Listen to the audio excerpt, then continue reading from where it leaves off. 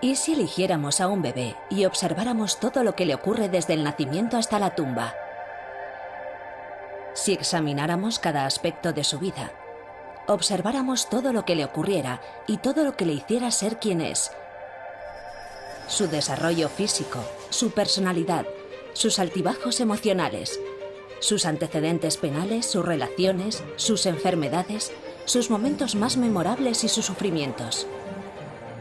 Luego imagine si hiciéramos eso con una ciudad entera. Tal vez podríamos descubrir lo que en realidad nos hace ser quienes somos. Ese experimento ya ha comenzado. En 1972, la Facultad de Medicina de Dunedin emprendió la prueba definitiva de la naturaleza contra la crianza. Decidieron estudiar a los niños nacidos en la ciudad aquel año y seguirlos durante toda la vida. Durante 40 años, los científicos han sondeado cada recoveco de su existencia, su historial médico, su personalidad, sus genes, su vida privada, éxitos, fracasos, todo ello. Contar las gotas sería tan difícil como contar aquellas que llegan a la orilla del mar. El experimento se llama Estudio Dunedin y sus sujetos son ahora las 1000 personas más estudiadas del mundo y la mayor fuente de información de lo que de verdad nos hace quienes somos. Predice mi futuro, la ciencia de nosotros. Primero los machacas y luego consigues lo que quieres. Los he apuñalado varias veces. Los he golpeado con martillos, pegado con palos de madera, los he pateado, los he dejado tirados en un charco de sangre. Y entonces te pones a pensar que si van a llamar a la policía, ¿debo matar a este tío o le sigo pegando sin parar para que no pueda hablar? Malcolm Cook tiene un largo historial de delitos violentos. Ha pasado tiempo en la cárcel por una serie de delitos brutales, incluidos atraco a mano armada y allanamiento de morada. Muchas personas infringen la ley, pero pocas son tan violentas como Malcolm. De hecho, solo el 5% de los hombres en cualquier país es responsable del 60% de todos los delitos violentos. Pero ¿por qué es Malcolm tan diferente del resto de la sociedad? ¿Es esto una elección o hay algo que le induce a ser así? El estudio Dunedin tiene respuestas y todo se reduce a una mala combinación. Cuando los genes se mezclan con el ambiente inadecuado. De una manera u otra, los delitos violentos nos afectan a todos. El daño provocado por la conducta antisocial impacta no solo al individuo y a aquellos más cerca de él, sino más extensamente. Estas son las personas que nos preocupan a todos. Son las que intimidan, roban, atracan, provocan violencia. Y no es solo el daño físico. Las personas violentas cuestan a la sociedad enormes cantidades de dinero para tratar a las víctimas, el tiempo policial y en la prisión y los sistemas judiciales. Una conducta antisocial es un problema en todos los aspectos. ¿Y qué hace que un niño pequeño sea de adulto un delincuente violento? ¿Eran malos desde el principio? ¿O es su crianza? ¿Cualquier niño puede terminar como Malcolm?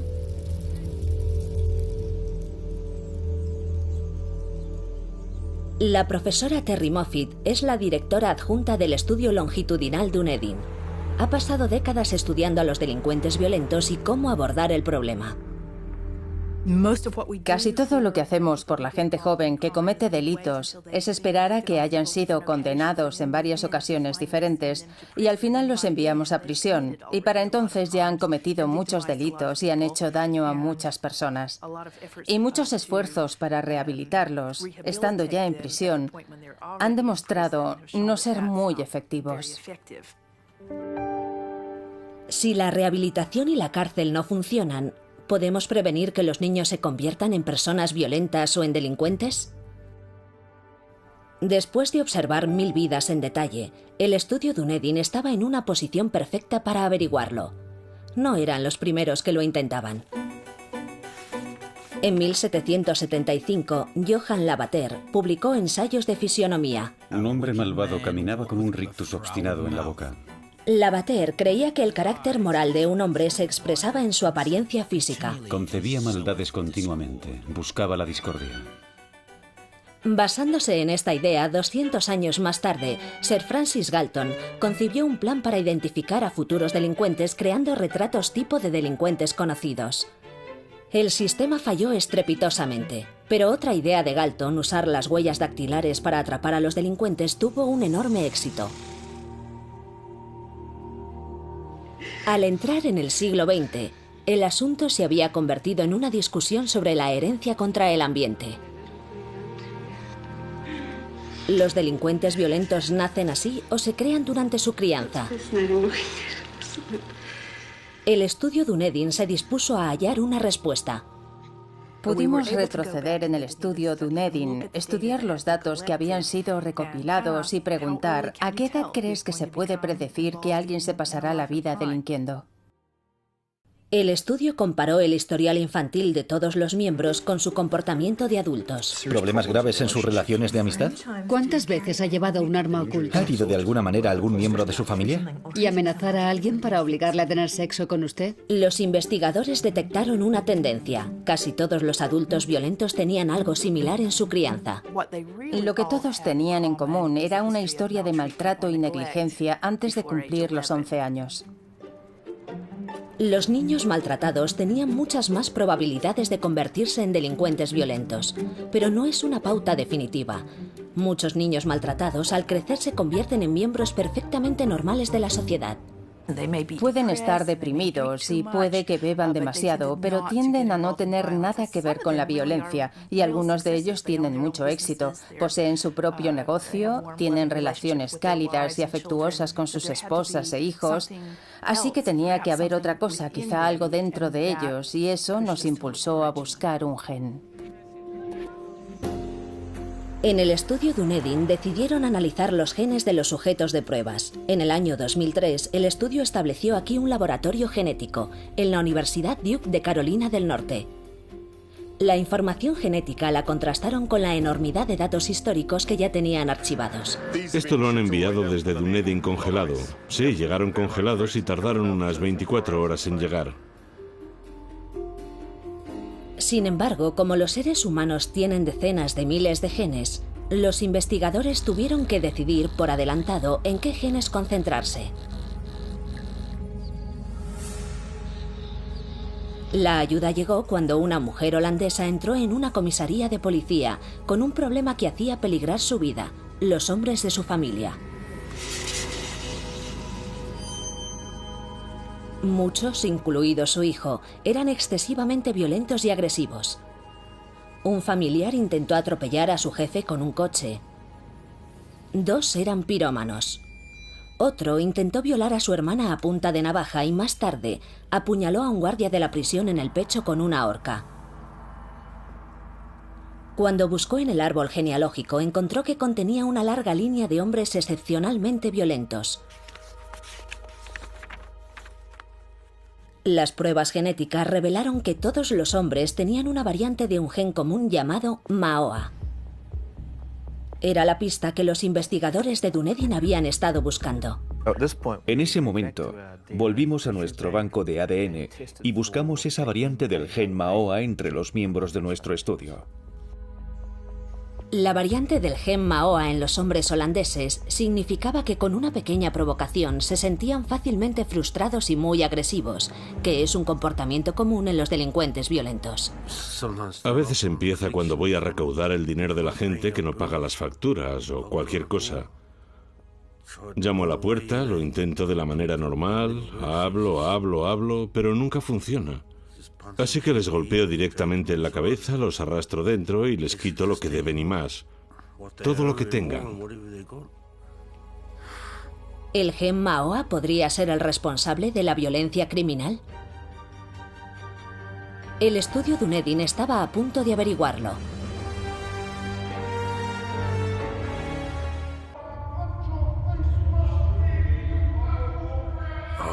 He visto muchísima violencia en la cárcel.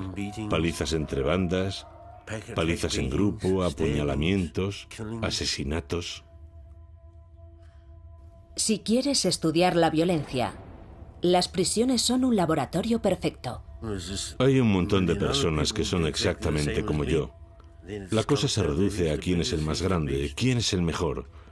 Y todo se decide con amenazas y violencia. ¿Por qué los delincuentes violentos como Malcolm son tan brutales y agresivos? El estudio Dunedin quería averiguarlo. La primera pista llegó de una familia violenta que tenía una variante del gen MAOA. El gen se encuentra en todos los seres humanos y regula las hormonas que afectan el humor, la conducta y nuestra respuesta al estrés. Sabíamos que teníamos un gen candidato, el MAOA, pero pensábamos, ¿cómo es posible que un gen como el MAOA sea responsable de la violencia? La violencia es algo muy raro, pero los alelos del MAOA son muy comunes, más o menos un tercio de la población tiene la forma debilitada. Por eso pensamos que el gen solo no podía explicar la conducta violenta. Al mismo tiempo que el estudio Dunedin estaba buscando la causa de los delitos violentos en los seres humanos, el Instituto Nacional de la Salud de Estados Unidos estaba buscando lo mismo en los monos. Son un excelente modelo para estudiar lo que vemos en los seres humanos. Cada día me asombra ver tantos comportamientos que me recuerdan al de las personas que conozco, algunas en mi propia familia. Y no me sorprende, porque el parentesco genético entre el macaco rhesus y los seres humanos es muy estrecho. Somos genéticamente similares en un 95%. Los macacos rhesus tienen el mismo gen MAOA exacto al de los seres humanos. Y como en los seres humanos, el gen tiene dos formas: una versión corta y debilitada y una versión larga de gran actividad. Los primates tienen algo más en común con la sociedad humana. Hay un subgrupo de monos en la naturaleza, también son del 5 al 10% de la población, que provocan mucho caos social. Los otros monos los rechazan. Entre los niños los llamamos abusones, y entre los monos los llamamos capullos. Otros monos no quieren jugar con ellos igual que otros niños no quieren jugar con los abusones. Y lo más importante es que la intensidad de la agresión aumenta hasta el punto en el que alguien sale herido. El comportamiento de estos monos delincuentes es extraordinariamente similar al de los delincuentes humanos violentos. Su comportamiento implica algún grado de frustración. Cometen estupideces que otros monos saben que no se deben cometer, como meterse entre una hembra de alto rango y sus hijos. Incluso se enfrentan una y otra vez a un macho adulto dominante, y cuando ese macho les golpea, vuelven de inmediato a enfrentarse a él. Y cuando vuelve a golpearles, ellos vuelven a ponerse enfrente, provocando mucha agresividad. Pero en la naturaleza, este tipo de comportamiento antisocial tiene un alto coste. Casi todos estos machos tan agresivos son expulsados del grupo mucho antes de la pubertad, porque los otros monos del grupo no pueden soportarlos, sobre todo las hembras, que los consideran una amenaza para sus crías. La mayoría perece en menos de un año, casi ninguno sobrevive. Los renegados representan el mismo 5% de la población que interesaba a los científicos de Dunedin. Pero hasta ahora, ni los genes ni la crianza habían explicado por qué eran tan violentos. Por lo que el estudio tomó un camino diferente. Comenzó a buscar personas que tuvieran la variante del gen MAOA y una crianza caracterizada por el maltrato. Y esta vez el análisis dio sus frutos. Encontraron un vínculo. Si observamos a estos hombres que tenían la versión de riesgo del gen y que habían sido gravemente maltratados, un 85% de ellos exhibían alguna forma de conducta antisocial para cuando llegaron a la edad adulta. El genotipo solo, por sí mismo, no predecía violencia en absoluto. Y el maltrato por sí mismo no predecía violencia tampoco, pero cuando esos dos elementos se encontraron combinados, podían predecir muy bien un desenlace de delitos violentos. Los investigadores de Dunedin habían descubierto por fin un mecanismo que sustentaba el comportamiento violento. Como si la naturaleza cargara el arma y la crianza apretara el gatillo.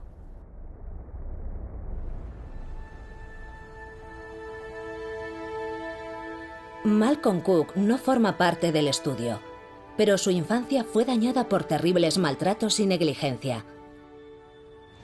A mis padres les quitaron mi custodia cuando yo tenía 23 meses de edad, por malnutrición, maltrato, y sí, vivía en condiciones miserables. Y ellos consumían alcohol y drogas. Recuerdo una vez que me encadenaron a un árbol. Tenía una cadena alrededor del cuello con un candado. Me quitaron la ropa y me dieron patadas con botas con las punteras de metal.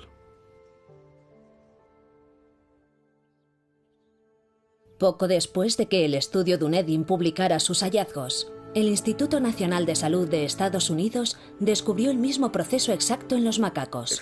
Es difícil distinguir las gráficas de estos dos estudios. Es algo extraordinario. Los mismos genes, el mismo patrón de hallazgos, la misma relación entre las distintas experiencias sociales tempranas con las consecuencias a largo plazo que se ven en la edad adulta. Pero, ¿qué le ocurre a alguien con el gen problemático que crece en un buen ambiente? El profesor James Fallon es un neurocientífico de la Universidad de California. Estudia la actividad en las partes del cerebro afectadas por el gen MAOA. Al principio de los años 90, los colaboradores me pidieron que echara un vistazo a los escáneres de las distintas tomografías computerizadas de las personas que estaban en la fase previa de un juicio por homicidio. Y cuando descubrí que podía ver quiénes eran los asesinos, empecé a interesarme mucho por esto. El estudio de Fallon de la mente criminal dio un giro interesante cuando decidió escanear su propio cerebro. Resulta que mi tomografía era igual que la de todos los asesinos que había estado estudiando. La corteza orbital desactivada, el lóbulo temporal desactivado, el mismo patrón exacto. En esta persona en particular podemos ver que ambas zonas del cerebro, la cognitiva y esta más emocional, están activadas. Y lo mismo aquí. Esta es una respuesta normal. Pero si observamos esta corteza orbital, esta pertenece a alguien que no está usando sus emociones en absoluto. Está todo azul, casi no hay actividad. Y este es un patrón patológico. Pues resulta que estas dos son de personas de mi familia, entre otros miembros, que son normales. Y esta es la mía. Esto es un poco perturbador. Downtown avanza y pasa a desafiar al segundo. ¿Harry? ¡Vamos! Las pruebas genéticas revelaron que Fallon tiene la versión corta o violenta del gen MAOA. Pero Fallon no es un delincuente violento. Es un profesor universitario de éxito y un padre de familia. Capto la broma, porque es lo que he estado estudiando y me hizo pensar. Tengo unos genes terribles en lo que respecta al comportamiento. Y además mi patrón cerebral parece el de alguien que debería ser impulsivo y agresivo, una persona violenta. Si observas esas dos cosas, dirías que este hombre es alguien que está en la cárcel o a punto de entrar en ella. La investigación reveló otra sorpresa para Fallon. Había 7 asesinos convictos en el árbol genealógico de su padre. Bien, se acabó la fiesta. Ahora estas señales empezaron a acumularse y se convirtió en algo personal. Tuve que tragarme mis palabras, ya que siempre había pensado que la genética era determinante, que el 80% de quienes somos lo dictaminan los genes. Y tuve que retractarme. James, ¿tienes esta palabra? Ese tercer elemento que falta fue que me criaron muy bien, sin maltrato de ninguna clase. Así que tengo no solo que agradecer a mi madre por mi crianza, sino también admitir ante mis colegas que estaba equivocado, que había infravalorado el papel del ambiente y su interacción con los genes. El 30% de la población tiene la versión de riesgo del gen MAOA, pero la abrumadora mayoría no son personas violentas. Si observas cualquier centro comercial, 1/3 de las personas tiene el genotipo MAOA de baja actividad y está paseando por allí haciendo sus compras navideñas y sin participar en ningún acto de violencia en absoluto. Así que son las circunstancias ambientales muy especiales las que permiten que el genotipo de riesgo se exprese en términos de conducta criminal.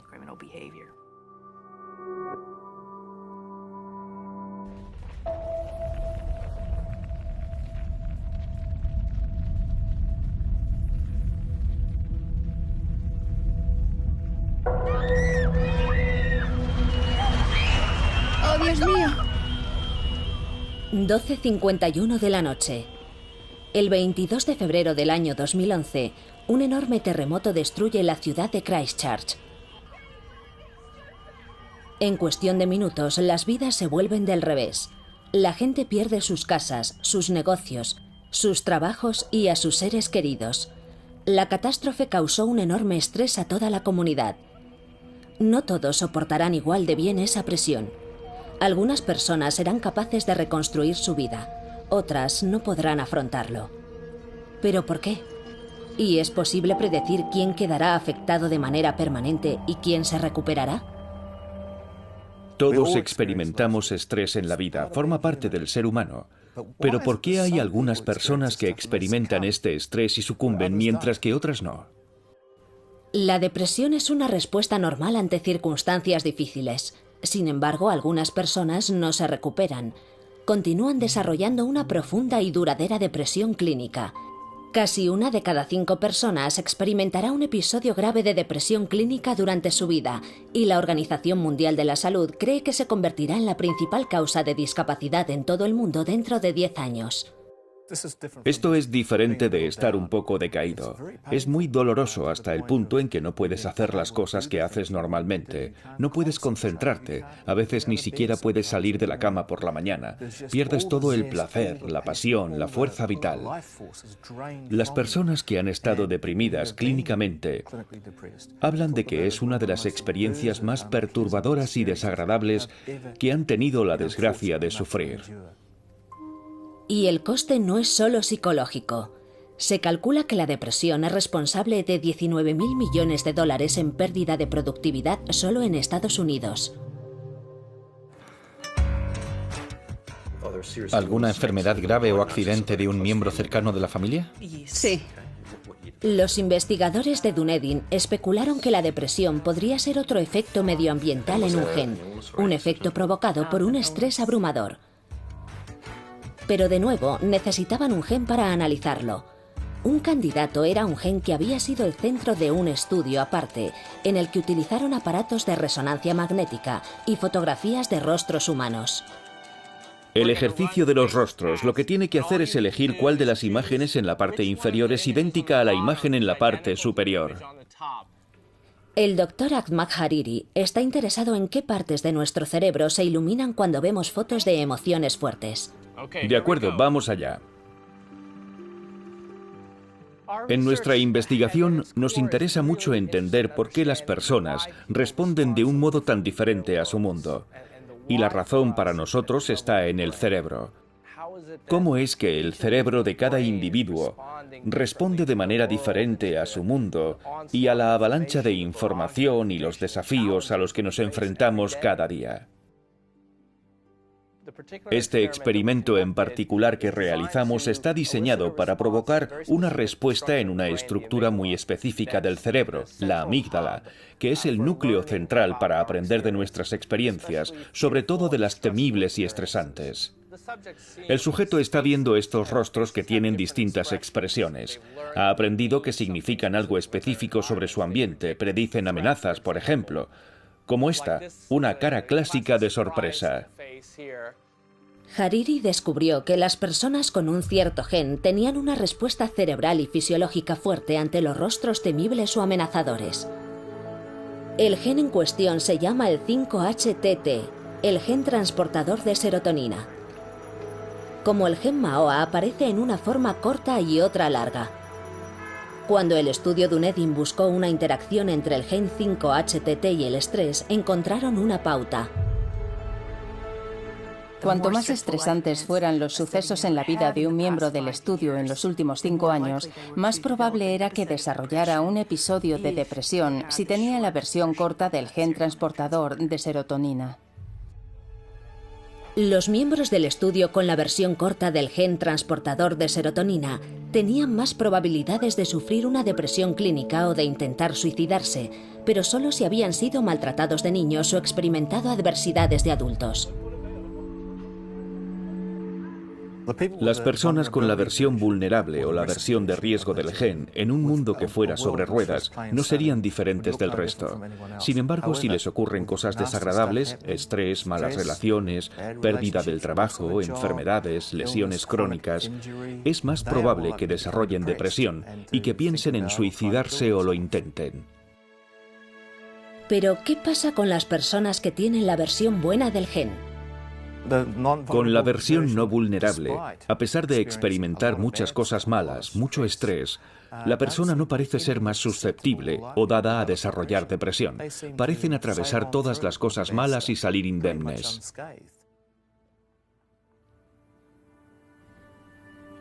De vuelta en Virginia, el Instituto Nacional de la Salud encontró una interacción idéntica en los macacos. Los animales con la versión corta del gen, criados en ambientes estresantes, desarrollaban síntomas comunes de depresión. Encontramos los mismos síntomas exactos en los macacos en cuanto a las características de conducta de la depresión. Aislamiento social, falta de interés en actividades sociales, un descenso en los niveles de actividad. Y estos supuestos monos deprimidos podían ser tratados con éxito con antidepresivos humanos comunes como el Prozac. Así que teníamos un buen argumento para defender que estos macacos estaban deprimidos. Los hallazgos eran los mismos que los del estudio Dunedin en seres humanos.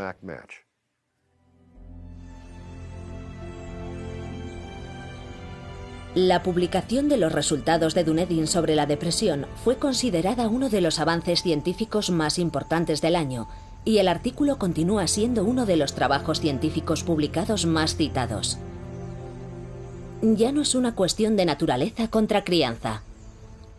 La naturaleza planta la semilla y la crianza es, por supuesto, la nutrición y la luz del sol. Cómo resulte la planta depende no solo de lo que aporta la semilla para empezar, sino de lo que hay en el ambiente que la rodea mientras está creciendo.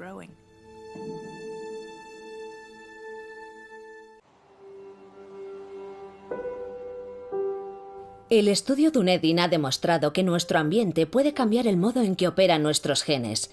Los genes no necesariamente tienen resultados fijos, pueden ser activados o movilizados por sucesos en la vida de las personas. Los investigadores de Dunedin sospecharon que este podría ser un mecanismo común en la naturaleza, y comenzaron a buscar otros genes que pudieran ser activados por el estilo de vida de una persona. Esta vez queríamos usar una circunstancia ambiental que no fuera una circunstancia social, no un suceso vital estresante, no un maltrato infantil, sino algo químico.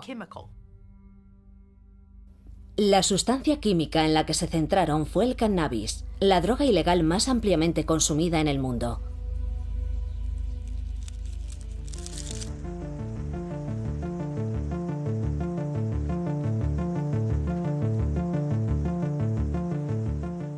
Soy una persona muy amable, pero me gusta pelear. Por ello está bien ir a un lugar especial donde puedas entrenarte. Sí, me gusta pintar, me gusta escribir. La poesía está bien. Un poco de rap. Chris McMurray es un típico chico de 25 años de edad que, como millones de jóvenes, empezó a experimentar con cannabis en sus años de adolescencia. Fumábamos un poco cada 2 o 3 días entre amigos. Y luego empecé a comprar más. Y sí, era un consumidor frecuente. Todos nos divertíamos y, poco a poco, pequeñas obsesiones se hicieron más grandes. Chris tenía 17 años cuando una noche que mezcló cannabis y anfetaminas dio un giro inesperado y desagradable. Había tomado muchas anfetaminas, mucha hierba, y estuve despierto durante unas 4 o 5 noches. Y al final me atrapó. Fue como ser barrido por el viento.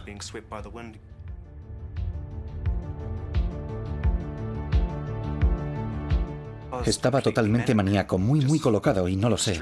Superaba todo lo que había sentido hasta entonces. Estaba totalmente delirante. Creía que podía leer la mente a mis amigos. Pensé que uno de mis mejores amigos intentaba matarme. Y entonces pasó un coche blanco y luego uno azul. Luego un coche blanco y luego uno azul. Eran los mismos coches, repitiéndose una y otra vez. Y todo eso me hizo perder el control. A Chris le diagnosticaron psicosis inducida por drogas. Tardé 3 días en comprender que estaba en un hospital. Estaba en cuidados intensivos, miré a la pared y ponía ala de salud mental para jóvenes. Y le dije a la persona que estaba a mi lado, ¿esto es un ala de salud mental? Me contestó, sí.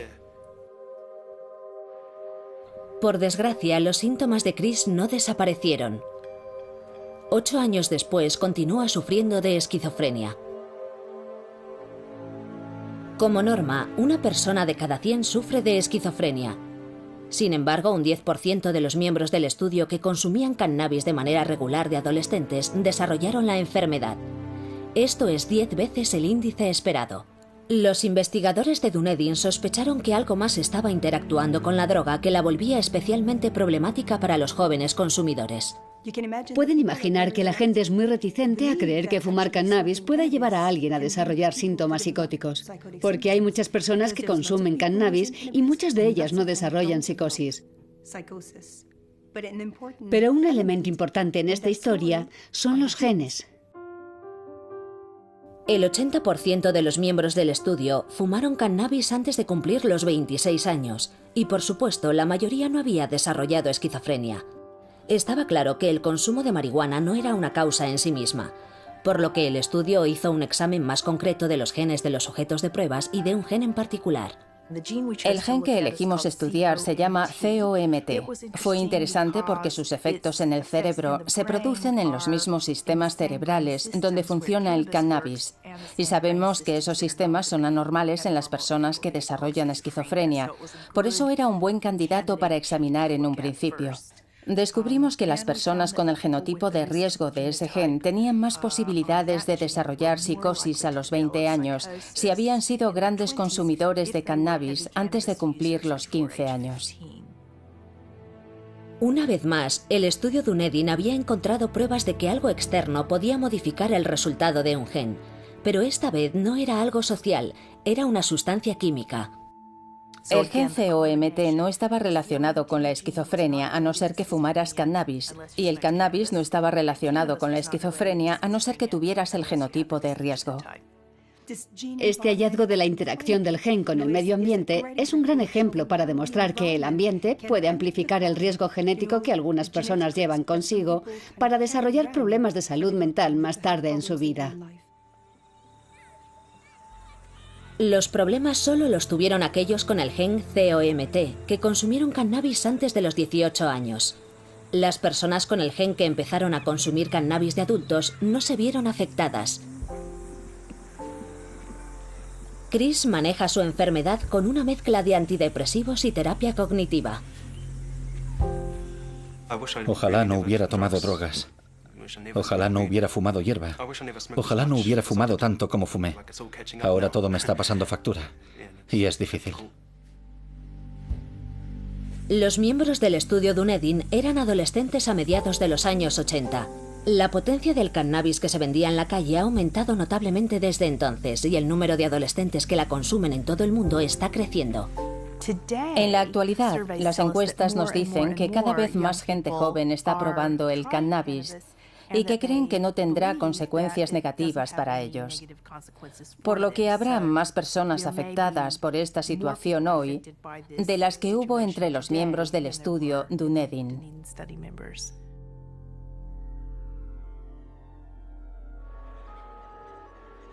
La investigación de Dunedin reveló otra cosa inesperada. La enfermedad mental no es el único riesgo al que se exponen los consumidores de cannabis.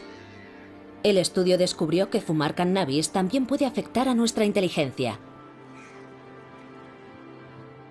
A la mayoría de las personas se les ha dicho que el cociente intelectual es algo estable y que una vez que cumples 15 años no te vas a volver ni más listo ni más tonto, pero no es verdad, hay unos cuantos cambios. De nuevo, descubrieron que el cannabis perturba al cerebro en crecimiento.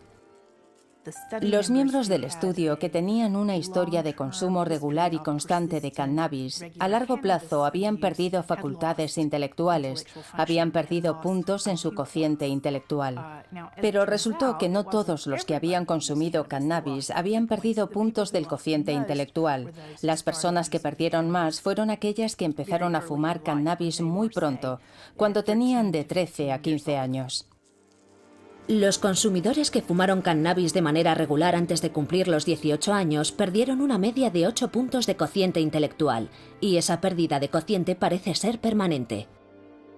8 puntos de cociente intelectual es la diferencia entre un fileteador de pescado y el dueño de un barco de pesca.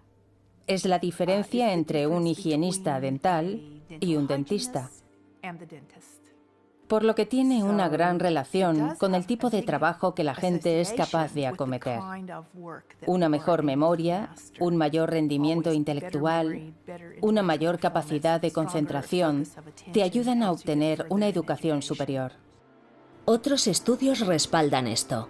Los adolescentes que la consumen a diario tienen menos probabilidades de acabar el instituto. También es más probable que intenten suicidarse y que se vuelvan dependientes del cannabis. Los jóvenes tienen que ser conscientes del daño potencial asociado al consumo del cannabis demasiado pronto. Creo que hay una creencia muy extendida de que consumir cannabis está bien. Es como el alcohol o los cigarrillos. Para tu salud mental, el cannabis no lo es, no es algo inocuo.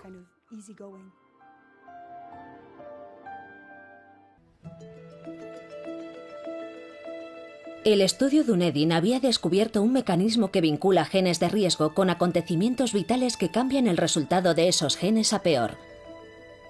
Pero podría no ser tan sencillo. No son necesariamente genes malos los que causan la depresión o una conducta violenta. También podrían tener una función positiva. Es verdad que algunas personas, debido a ciertos caracteres genéticos, son más susceptibles a los efectos negativos de la adversidad. Pero es fascinante y muy curioso que esos mismos genes den a esas personas más probabilidades de beneficiarse del apoyo y enriquecimiento del medio ambiente. En otras palabras, también son maleables en el aspecto positivo. Los mismos genes exactos que parecen hacer vulnerables a las personas las convierten en afortunadas cuando las cosas van bien, porque esas personas son las que más se benefician de ellos.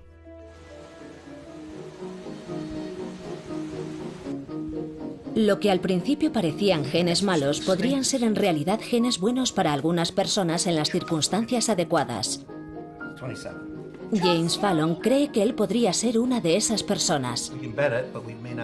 Si observamos mis genes, la genética diría que yo sería una persona muy agresiva, y es probable que también antisocial.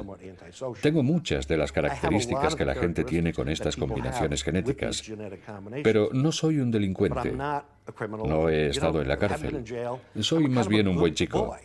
Pero soy agresivo y detesto perder. Lo he convertido en una ganancia en todos los aspectos posibles. ¿Y cómo sería la vida de Malcolm Cook si su infancia no hubiese estado determinada por la negligencia y el maltrato? No aprendió a leer hasta que estuvo en la cárcel. Iba al juzgado y les oía decir grandes palabras y todas esas cosas, y yo no entendía nada de lo que estaban diciendo. Y empecé a hacer palabras cruzadas. Y después de estudiar mucho, diccionarios y todo, aprendí muchas palabras y me dije, eso es lo que están diciendo.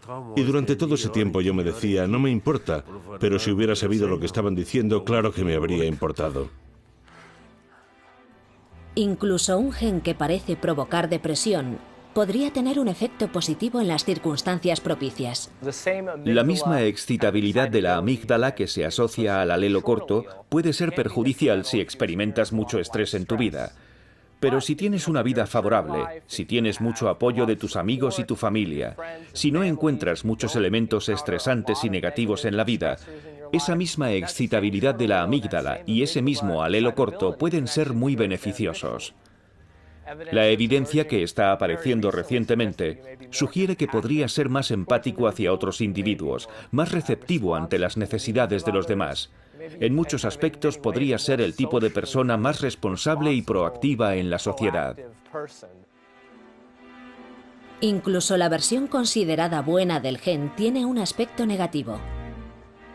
Aquellos que pensábamos que eran resistentes a la adversidad también son resistentes a los ambientes beneficiosos o propicios. Esto me dice que las personas llamadas resistentes que no sucumben a la adversidad no son maleables, no son susceptibles, son quienes son, casi sin importar lo que pase. ¿Por qué la naturaleza nos hace a algunos de nosotros sensibles a lo que nos ocurre y a otros no? Siempre hay un pro y un contra, nunca es uno o el otro. Y esto es algo que, de nuevo, esta especialidad está empezando a valorar cada vez más y estamos reformulando nuestro enfoque del estudio de las variaciones genéticas comunes. Tener dos versiones de un gen disponible en una población significa que siempre habrá alguien adaptado al medio ambiente sin importar las circunstancias. Hay una gran parte de la población, los llamados niños diente de león, que van a prosperar en cualquier ambiente. Pero luego tenemos a los niños orquídea, que son muy sensibles a los ambientes adversos y se marchitarán.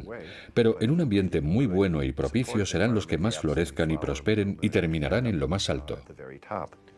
Diversificas tus inversiones y cubres los riesgos, y con el tiempo eso da los mejores resultados, nos dice la teoría financiera. Pues la teoría biológica darwiniana está diciéndonos lo mismo. Pero ¿qué pasa con las personas que sin culpa alguna terminan con los genes inadecuados en un ambiente adverso? Ellos no eligieron sus genes ni su crianza. ¿Podrían los abogados defensores arguir que sus clientes están predispuestos genéticamente a una conducta violenta para disminuir su grado de culpa? Su señoría, mi cliente tiene la versión mala del gen y una crianza terrible y sé que cometió ese crimen horrible y abyecto, pero por favor, trátelo bien porque estaba predispuesto. No me tranquiliza saber que no pudo evitarlo. De hecho, es el tipo de persona que más miedo me da. Podemos imaginar a algunos jurados pensar que el acusado no pudo evitar su delito porque estaba genéticamente predispuesto y por lo tanto deberíamos ser benévolos.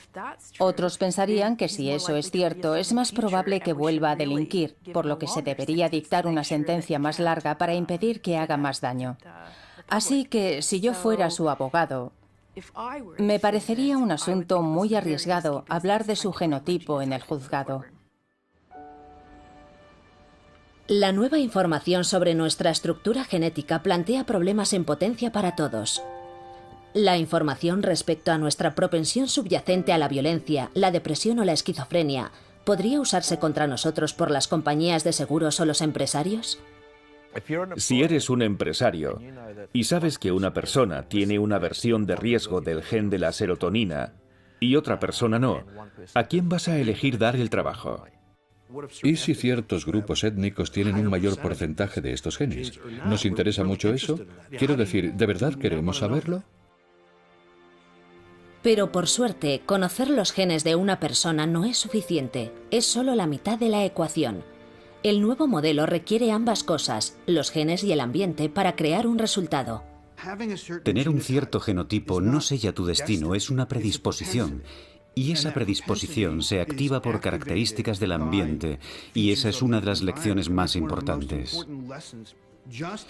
Que se tenga el genotipo no nos dice mucho, ya que podemos ayudar a activar o desactivar estas predisposiciones genéticas cambiando el contexto en el que estas personas crecen.